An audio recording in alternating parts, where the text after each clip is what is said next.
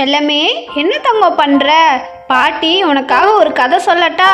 நல்ல கதையா சொல்றேன், நீ சமத்து பையனா அதை கேட்டுக்கோ, சரியா? டைகருக்கு உன்ன மாதிரி ஒரு குட்டி பொண்ணு ஃப்ரெண்டா இருந்தா. அந்த கதையை பார்க்கலாமா? ஒரு நாள் டைகருக்கு ரொம்ப தாகம் எடுத்துச்சு. அந்த தாகத்தை தீக்கிறதுக்காக அருவிக்கிட்ட போய் அது பாட்டு தண்ணி குடிச்சிட்டு இருந்துச்சு. அப்போ யாருன்னே தெரியாத ஒரு பொண்ணு, அப்பா வேற என்ன தேடுவாரு, நான் எப்படி வீட்டுக்கு போவேன், வீட்டுக்கு போற வழியை மறந்துட்டேனே, ஐயோ கடவுளே, எனக்கு யாராவது தயவு செஞ்சு உதவி செய்யுங்களே. அந்த வழியா நடந்து வந்த டைகர் அழுதுட்டு இருந்த அந்த பொண்ணை பார்த்து கேட்டுச்சு, பாப்பா, யார் நீ? ஏன் அழுகுற? என்னாச்சு? இங்க எப்படி நீ வந்த?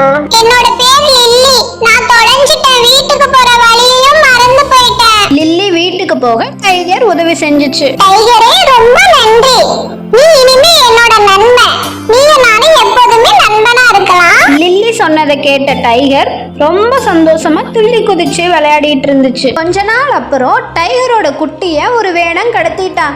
என்ன பண்றதுன்னே தெரியாத டைகர் லில்லிட்ட உதவி கேட்க வந்துச்சு. லில்லி, கொஞ்சம் வெளியே வா, எனக்கு உன்னோட உதவி வேணும்.